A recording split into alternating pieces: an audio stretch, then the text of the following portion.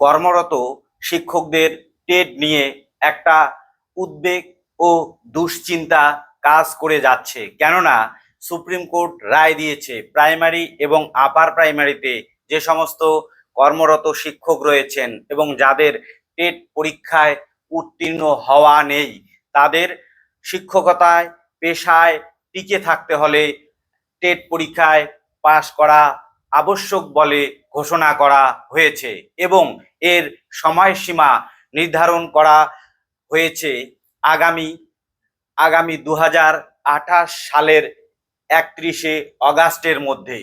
তাই কর্মরত শিক্ষকদের অনেকেই কিন্তু এবার একটা দুশ্চিন্তায় পড়ে গেলেন এবং যারা যারা এখনো পর্যন্ত 5 বছর চাকরির মেয়াদ বাকি আছে, তাদের এই পরীক্ষায় না বসলেও চলবে, কিন্তু তাদের ইনক্রিমেন্ট বন্ধ হয়ে যাবে। তাই অনেক প্রবীণ শিক্ষক এ ব্যাপারে সমস্যায় পড়ে যাচ্ছেন।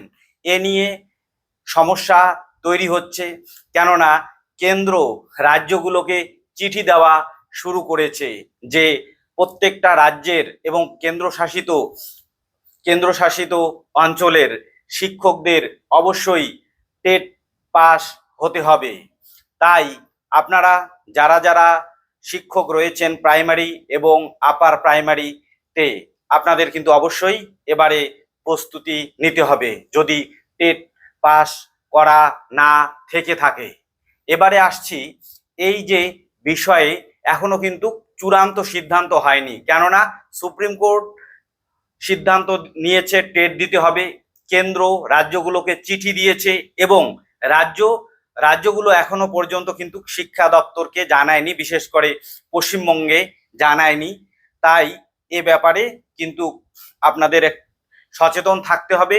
আর একটা বিষয়, আগামী 10 জুন কর্মরত শিক্ষকরা কলকাতার রাজপথে এ ব্যাপারে আন্দোলন শুরু করতে চলেছে। আপনারা সবাই ভালো থাকবেন। ধন্যবাদ।